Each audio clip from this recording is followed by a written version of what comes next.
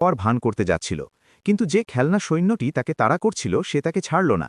সৈন্যটি তার বন্দুক তুলে নিল এবং তাকে গুলি করার জন্য প্রস্তুত হল। এর ফলে লোকটির কাছে খেলনা সৈন্যটিকে মাটিতে ফেলে দেওয়া ছাড়া আর কোনো উপায় ছিল না।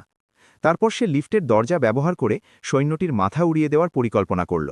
অপ্রত্যাশিতভাবে খেলনা সৈন্যটি ছিল অত্যন্ত শক্তিশালী। সে সরাসরি লিফটের দরজাটি শক্ত করে ধরে রাখল। ভাগ্যক্রমে সময় যাওয়ার সাথে সাথে খেলনা সৈন্যটি আর শক্তি ধরে রাখতে পারল না। মাইক ভেবেছিল যুদ্ধ অবশেষে শেষ হয়েছে, কিন্তু অপ্রত্যাশিতভাবে পরের মুহূর্তেই খেলনা সৈন্যটির ভেতর থেকে একটি ক্ষীণ শব্দ শুনতে পাওয়া গেল। মাইক যখন খেলনা সৈন্যের ব্যাকপ্যাকটি খুলল, তখন সে তার ভেতরে একটি মাইক্রো বোমা দেখতে পেল। তবে মাইককে খেলনা সৈন্যদের হাতে এত নিষ্ঠুরভাবে আক্রান্ত হওয়ার পেছনে একটি কারণ ছিল।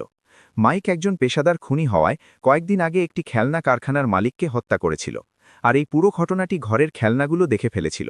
তাদের মালিকের হত্যার প্রতিশোধ নিতে তারা কুরিয়ার বা পার্সেলের ছদ্মবেশে মাইকের বাড়িতে হাজির হয়। একজন খুনির সহজাত প্রবৃত্তির কারণে মাইক খুব সাবধানে প্যাকেটের বাইরের মোড়কটি খুলেছিল, যতক্ষণ না সে নিশ্চিত হল যে কোনো বিপদ নেই। তারপর সে হাত দিয়ে বাক্সটি পুরোপুরি খুলল। অবাক হয়ে দেখল ভেতরে একগুচ্ছ খেলনা সৈন্য রয়েছে। প্রথমে মাইক অস্বাভাবিক কিছু লক্ষ্য করেনি, তাই সে খেলনা সৈন্যগুলোকে নামিয়ে রেখে রান্নাঘরের দিকে চলে গেল। সেখানে সে একটি পানীয়র কে জানত যে খেলনার বাক্সের কাছে পৌঁছতেই সে দেখবে সব সৈন্য উধাও। কি ঘটছে সেটা বোঝার আগেই হঠাৎ তার পায়ের তলায় তীব্র ব্যথা অনুভূত হল। এরপর কাঁধেও একই রকম তীক্ষ্ণ যন্ত্রণা শুরু হলো। হঠাৎ সোফার নিচ থেকে একটা শব্দ ভেসে এলো, তাই সে মেঝেতে শুয়ে পড়ে নিচটা পরীক্ষা করতে চাইল। কিন্তু পরের মুহূর্তেই তার ওপর ঝাঁকে ঝাঁকে গুলি বর্ষণ শুরু হলো। চোখের পলকে তার মুখ গুলিতে ক্ষতবিক্ষত হয়ে গেল। সে আসলে কি দেখার চেষ্টা করছিল? সোফার নিচ থেকে তখনও ভয়াবহ আক্রমণ চলছিল। এমনকি তারা তার দিকে একটি মাইক্রো বোমাও ছুড়ে মারল। বোমার আঘাতে বৃদ্ধ মাইক হাঁটু গেড়ে মাটিতে বসে পড়ল। জীবন বাঁচাতে সে আতঙ্কিত হয়ে কোনো মতে বাথরুমে গিয়ে আশ্রয় নিল। বাইরে ঠিক কি তাকে আক্রমণ করছে তা বোঝার জন্যে মাইক একটি ছোট আয়না ব্যবহার করল। সে বসার ঘরে আগুনের ঝলকানি দেখতে পেল। তার নিজের প্রিয় ছোট ল্যাম্পটিও ভেঙে চুরমার হয়ে গেল। মাইক যখন চরম রাগান্বিত, ঠিক সেই সময় একটি মিসাইল সরাসরি তার হাতের আয়নাটি গুড়িয়ে দিল। রাগে হিতাহিত জ্ঞান হারিয়ে মাইক শোবার ঘরে গিয়ে একটি পিস্তল নিয়ে এলো। কিন্তু পরের মুহূর্তেই একটি মিসাইল তার কোমরের খুব কাছ দিয়ে চলে গেল। পালানোর পথ না পেয়ে মাইক লড়াই করতে করতে পিছু হটল। শেষমেশ নাজেহাল অবস্থায় সে রান্নাঘরে গিয়ে লুকালো এবং ক্যাবিনেট থেকে একটি অ্যাসল্ট রাইফেল বের করল। শত্রুদের উচিত শিক্ষা দেওয়ার জন্য সে সোফার নিচে এলোপাথারি গুলি চালাতে শুরু করল। ভয়াবহ গুলিবর্ষণের পর সোফার নিচ থেকে আর কোনো শব্দ পাওয়া গেল না। রাগে ফুঁসতে ফুঁসতে যখন মাইক সোফাটি উল্টে দিল, পরের মুহূর্তেই সে যা দেখল তাতে তার চক্ষু চড়কগার হয়ে গেল। সোফার নিচে ছিল অগণিত খেলনা সৈন্য। তারা দেখতে ঠিক একদল প্রশিক্ষিত সেনার মতো। কেউ আহতদের উদ্ধার করছিল, আবার কেউ কেউ গাড়িতে করে পিছু হটার প্রস্তুতি নিচ্ছিল। একজন সৈন্য পাল্টা লড়াই করতে চেয়েছিল, কিন্তু মুহূর্তের মধ্যেই সে পিষ্ট হয়ে গেল।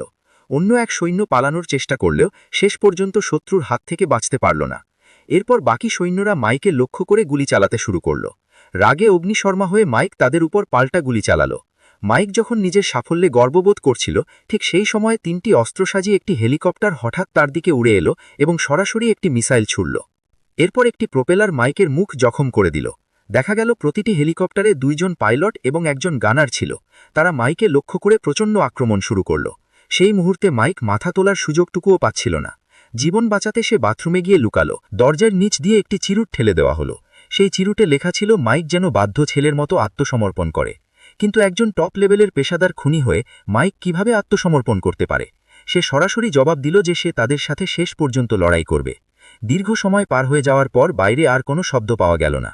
মাইক খুব সাবধানে বাইরের পরিস্থিতি দেখার চেষ্টা করল। অবাক হয়ে দেখল সেখানে খেলনা সৈন্যরা বাজি বা পটকা সাজিয়ে রেখেছে। মনে হচ্ছিল তারা বিশাল কোনো বিস্ফোরণ ঘটাতে যাচ্ছে। উপায় না পেয়ে মাইককে জানালার পাশের বাইরের দেওয়াল বেয়ে উপরে উঠতে হলো।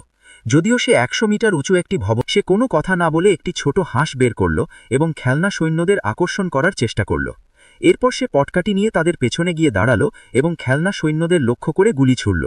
যখন 2 সৈন্য দেখল যে তাদের সঙ্গীরা বিপদে পড়েছে, তখন তারা একটি সাজোয়া গাড়ি চালিয়ে এগিয়ে এলো। তারা মাইকের পা লক্ষ্য করে অনবরত গুলি চালাতে লাগল। এই সংকটময় মুহূর্তে মাইক তার হাতের গ্যাস ক্যানটিকে আগুন ধরিয়ে দিল এবং সাজোয়া গাড়িটির দিকে ছুড়ে মারল।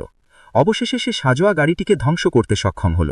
কিন্তু শীঘ্রই তাদের ব্যাকআপ বা সাহায্যকারী দলও সেখানে ছুটে এলো। কোনো উপায় না পেয়ে মাইককে সব জ্বালিয়ে দিতে হলো। সবশেষে মাইক রান্নাঘর থেকে একটি রুটি বেলার বেলুন বের করল এবং সেগুলোকে পিটিয়ে টুকরো টুকরো করে ফেলল। শব্দের আওয়াজ পেয়ে অন্যান্য সৈন্যরাও তৎক্ষণাৎ তাকে ঘিরে ফেলল।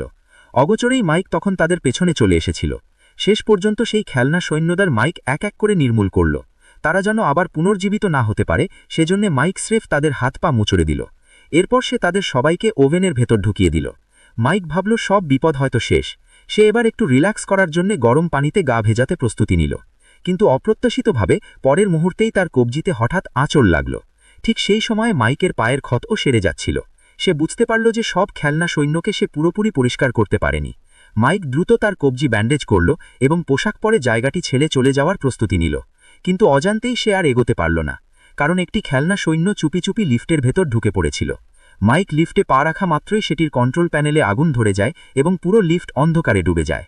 পরের মুহূর্তে একটি খেলনা সৈন্য লিফটের ভেতর ঝাঁপিয়ে পড়ল এবং ছুরি দিয়ে মাইকের কবজি কেটে দিল। আবছা আলোতে মাইক দেখল যে একটি খেলনা সৈন্য তার দিকে একদৃষ্টে তাকিয়ে আছে। স্পষ্টতই এই সৈন্যটি অন্যান্যদের তুলনায় অনেক বেশি শক্তিশালী। সে মাইককে সামলে ওঠার কোনো সুযোগ দিল না।